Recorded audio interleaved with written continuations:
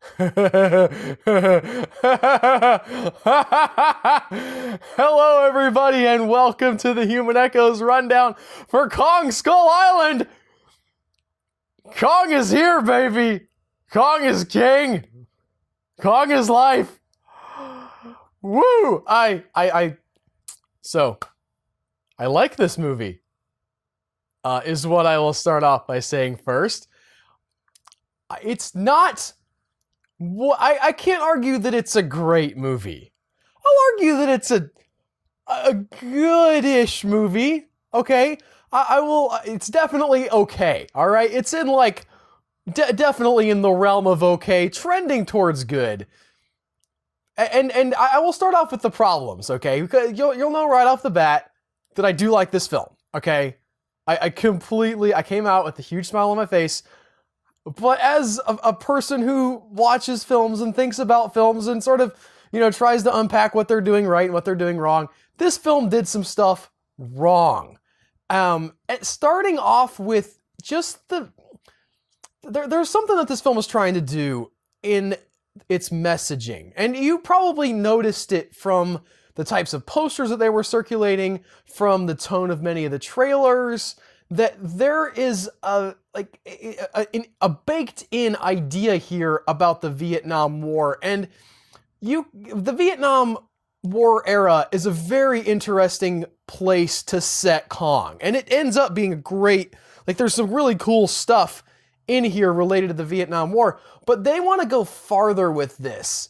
The director here, I think, is really trying to emulate some actual war films, not just in style, right? Not just in the imagery that you get with the helicopters and the guys with the helmets and the the M16s and all that stuff that just is iconically Vietnam era, but also with the messaging. And it doesn't quite work. You can see it trying really hard, and there's a lot of different layers of, okay, well, here's one way that the anti-war message works. You have Samuel L. Jackson's character who's obsessed with Kong because he sees Kong as a sort of surrogate for the war that he never won. That, by the way, possibly the most interesting character, at least on paper, in the film is Samuel L. Jackson because of that, because he has this, this is at the end of the Vietnam War. They've lost the Vietnam War. We have lost the Vietnam War. We're going home. We're giving up. We're throwing in the towel. We're saying, couldn't hack it, guys. We're going to let them go. And Samuel L. Jackson's character is super bummed by this. You can tell that he's a man who's comfortable in wartime, that he's very, that's his element, that he thrives in. And now he gets to the end of the war. He hasn't been allowed to win, or been able to win, maybe. But, the sort of Vietnam was a very complicated conflict. As a man who sees himself as a warrior, he's disappointed in the what they're able to do. And finally, he gets this one last mission, right? And he jumps at it. Again, from on the page at least, it's a great moment where he gets this call to go on this, bug hunt to go and find this. Well, they don't know what it is yet, but just anything to maybe salvage something of value for him in this war that he feels like has just ended up being worthless. And between that and him sort of, you've seen the trailers, I assume. They fly in, Kong ain't happy, takes out some helicopters, and Samuel L. Jackson takes it personally. He says, listen, Kong killed my guys, and he's a surrogate for all of the battles that I haven't been able to win so far. I gotta give this a shot. That stuff, at least on some level, kind of works. But when it becomes this kind of war is hell and gritty killing is bad and, we're not going to get back to our families, and if we do, we're all changed men, it doesn't quite hit the right chord because this isn't that kind of movie. This is a movie where giant monsters punch other giant monsters in the face, and I go, yes, out loud in the theater, okay? You don't go to Apocalypse Now and go, yes, out loud in the theater, because people look at you like you're weird. People look at me like I'm weird anyway, but they really look at you weird when you're jumping up and down when not fun stuff is happening. You're there to have a good time, and the movie shows you a good time for the most part, except for it's like, by the way, war, not good.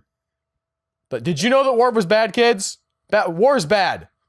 But now look at this monster. Woo! He's gonna hit this other monster in the face with a tree like a baseball bat. By the way, war's still bad. Don't forget. So there's a dissonance of tone here. Also, I cannot think of a film that I've been to recently with more mediocre acting from actors that as a group I know are incredible talents. Okay, Tom Hiddleston, for starters. 10 Cloverfield Lane guy, John Goodman, right? Him. You know, Samuel L. Jackson, yeah, he slums it sometimes, and I can forgive that. But John Goodman turns in just this, like, cardboard performance. It's like he's sleepwalking through the role, and it's not just him, okay? It's not, if it was just John Goodman, I'd be like, John Goodman, why you don't care?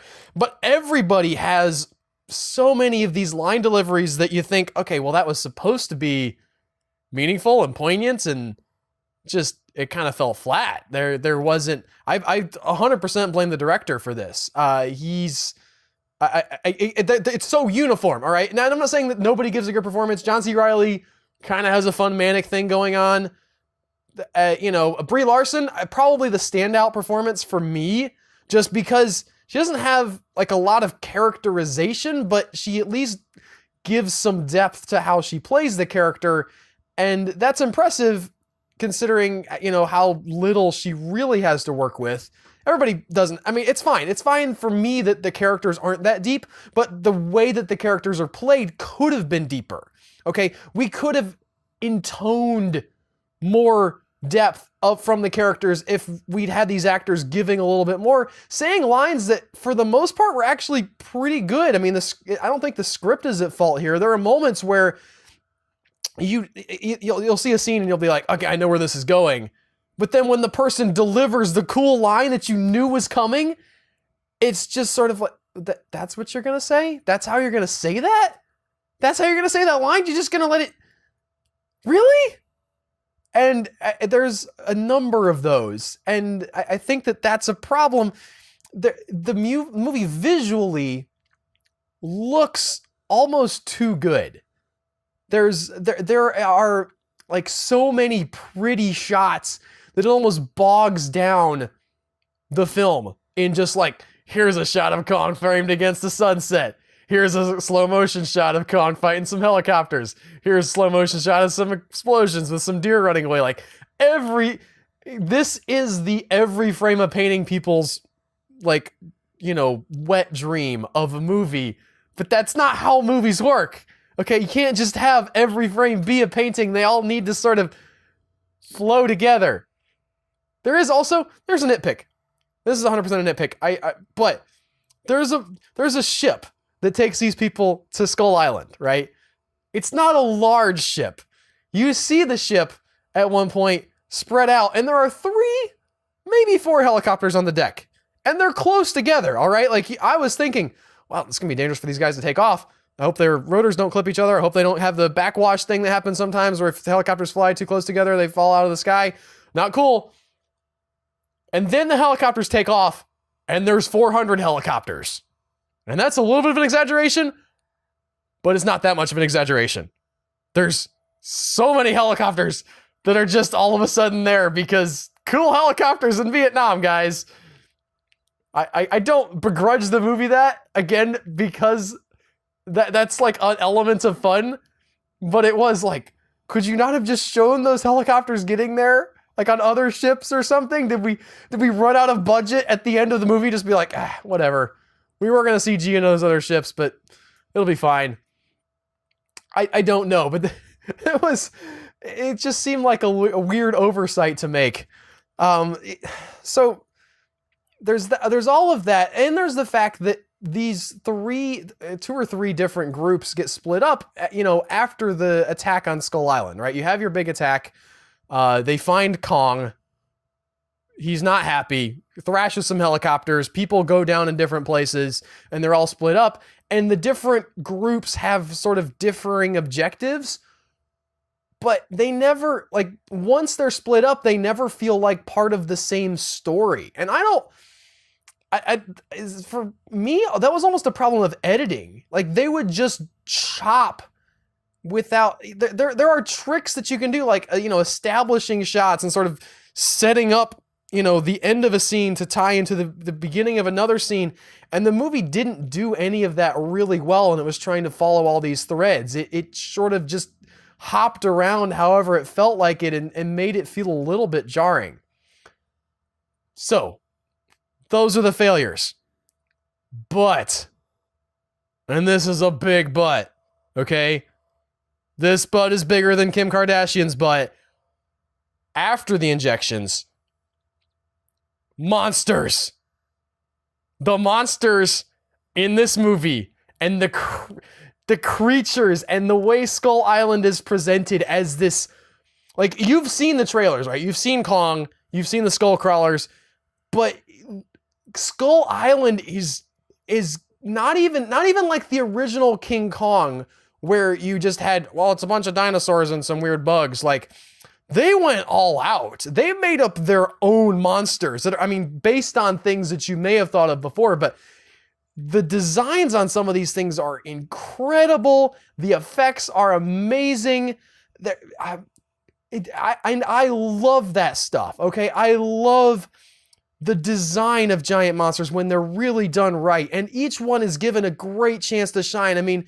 You've seen if you've watched the trailer, you've seen a snippet of the fight with a giant spider thing, but man, is that cool. You've maybe seen that snippet where Kong is fighting the tentacle monster, and the weird thing is, some of those will just come up. They're not even like a big part of the plot. It's just world building of, like, yeah, Skull Island has a lot of weird stuff on it. Like, Kong is not even, like, in the top 5 of the most interesting monsters. Like, he's cool because he's giant, right? Like, really, really giant. But compared to the designs of the other ones, you're just like, well, he's just a big monkey. He's not like that one creature or that other one creature. I don't even want to spoil it because they're really cool. But then you have the monster fights, which are great. And you have a bunch of, like, you have Kong versus small things. You have Kong versus, like, just ant-sized people. You have Kong versus a monster the size of himself. And I know if you've seen the trailer and you're a fan of this movie, you think, oh, they showed me too much in the trailer, Albert. They showed me way too much, and I saw that thing that he did with the tree, and, like, it was like a baseball bat, and that's the big thing, right? I wish that they had kept that a secret, okay? I'm totally on board. I understand why you might be disappointed, but you ain't seen nothing yet. Oh, you have not seen anything yet. This monster fight is just a knockdown, drag out, throw down, punch fest, ripping and scratching and clawing and throwing and whipping and good stuff. Great stuff. I can't remember. I'm sure I'm excited. Okay. I'm like a little kid. There are many better movies that I've seen this year, okay? Better. But this is, like, on the fun meter, this is so far up there. I had so much fun. There's gonna be, I don't even know if you're gonna call it a backlash, because I can't defend this movie as a great movie, but there will be people who are coming out saying, like, this Kong Island, like, look at this, didn't make any sense, and this was dumb, and these characters weren't very developed, and I just did all that, right? I just did all that. I understand. I'm 100% on board with you. You cannot take away my joy. You can't take away the happiness inside of me with all of your complaints, because it's still a bomb, okay? And I do want to mention, this is coming from someone who thoroughly enjoyed Godzilla 2014. So if you had problems with that movie, this movie kind of tries to get around the problems that Godzilla had, where they're like, whoa, it took so long to get to Godzilla. Like, we're going to show him in the first 2 minutes. But even so, like, the amount of screen time that Kong himself actually has is not huge. It's probably more than Godzilla had, but once again, we're getting a world where the other monsters matter almost as much as as Kong in this case does, as much as the headliner monster, and the human perspective, and seeing the scale of these things and the wonder and awe of being in the shadow of these massive, strange creatures is 100% what this film's about. And I thought that they did what I wanted them to do. They made a good giant monster movie. Is it perfect? I can't say that. I can't say that it's perfect. But I sure did have a lot of fun. And don't forget to stay to the end of the credits. It's not the best end credits scene I've ever had, but just like the stuff that it sort of just sets you up for. Okay. That's it. That's all I've got to say. I'm gonna wrap this up because I've giggled enough, but I just enjoyed Kong so much. If you like the video, you know the drill with the like and the subscribe and all that jazz. All right, I'll see you guys next week with another episode of the Human Echoes Rundown. Have a good one, guys.